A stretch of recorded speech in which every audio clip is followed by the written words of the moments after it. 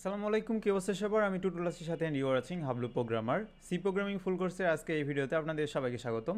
আমরা কিন্তু বর্তমানে কন্ট্রোল ফ্লো এর কিছু প্রবলেম সলভ করে দেখতেছি। আজকের ভিডিওতেও আমরা আরও একটা সিম্পল প্রবলেম সলভ করব।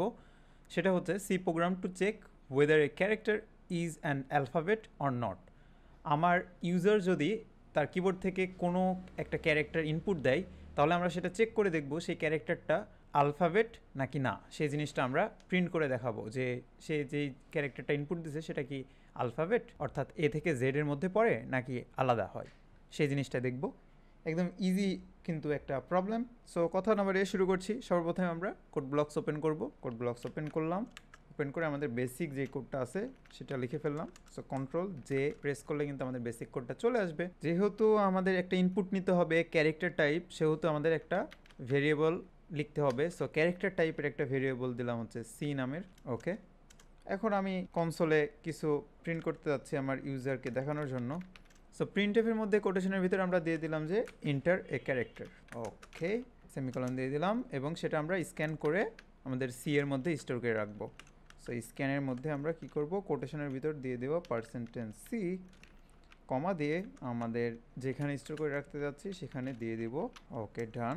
এখন আমরা চেক করব এই যে ক্যারেক্টারটা সেটা হচ্ছে আমাদের অ্যালফাবেটের মধ্যে পড়ে নাকি। সো আমরা ইফ এলস কন্ডিশন ইউজ করব এটার জন্য। সো ইফ ব্লকের মধ্যে বলে দিব আমাদের যেই ক্যারেক্টারটা আছে সি, সেই ক্যারেক্টারটার ভ্যালু যদি এর সমান অথবা এর থেকে বড় হয়, এবং যেহেতু বলতেছি এবং, সেহেতু logical operator and operator use করতেছি, এবং সি এর ভ্যালু যদি জেড এর থেকে জেড এর সমান বা জেড এর থেকে ছোট হয়। এখানে আমাদের জেড লিখতেছি, জেড লিখলে কিন্তু হবে না, আমাদের একটা সিঙ্গেল কোটেশনের ভিতরে আমাদের এই লেটারগুলো পাস করে দিতে হবে বা অ্যালফাবেটগুলো পাস করে দিতে হবে। সো আমরা একটা কন্ডিশন লিখলাম, যদি আমাদের যে ইনপুটটা নিচ্ছি আমাদের ক্যারেক্টার ইনপুটটা, সেই ক্যারেক্টার ইনপুটটা যদি এ এর সমান বা এর থেকে বড় হয় এবং জেড এর সমান বা জেড এর থেকে ছোট হয়, তাহলে আমরা কি বলবো, তাহলে বলবো যে এই ক্যারেক্টারটা হচ্ছে একটা অ্যালফাবেট। কিন্তু আমার যে ইউজার আছে সে কি শুধু এই লোয়ার কেজের লেটারই কি ইনপুট দিবে?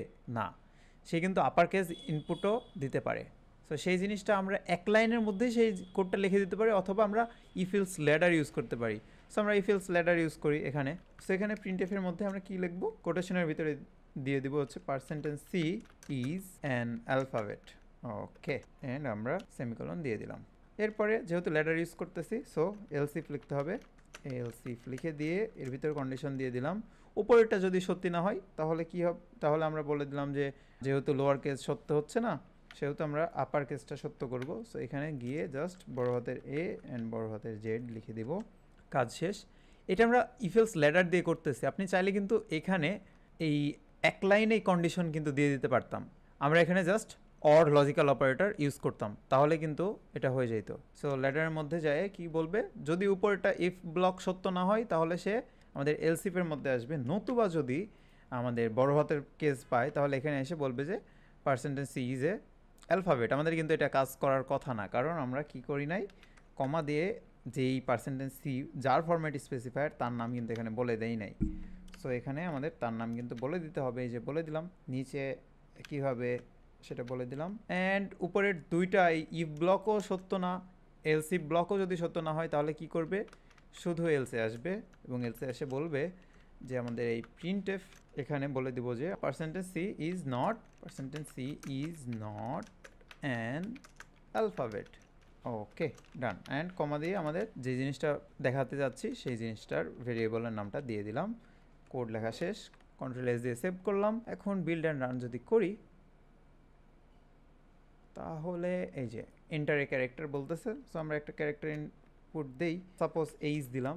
So H is an alphabet. আরও কয়েকটা কেজে আমরা দেখি, 1 দিলাম, 1 ইজ অ্যান অ্যালফাবেট। ওকে, এখানে কিন্তু একটা প্রবলেম ক্রিয়েট হয়ে গেছে, 1কে কিন্তু অ্যালফাবেট ধরতেছে। আবার দেখি, আমরা চাইলে একটা আন্ডারস্কোর দিলাম, আন্ডারস্কোর ইজ অ্যান অ্যালফাবেট। তার মানে কি বোঝাচ্ছে, আমার কোডে কোথাও একটা ভুল আছে। সো এই ভুলটা আমাদের আইডেন্টিফাই করতে হবে। দেখি কোথায় ভুল আছে। আমরা কিন্তু আমাদের ভুলটা আইডেন্টিফাই করে ফেলছি। এখানে আমরা যে লজিক্যাল অপারেটরটা ইউজ করতেছি, এই হচ্ছে আমাদের মেইন কালপিট, এইটাই আমাদের সমস্যা।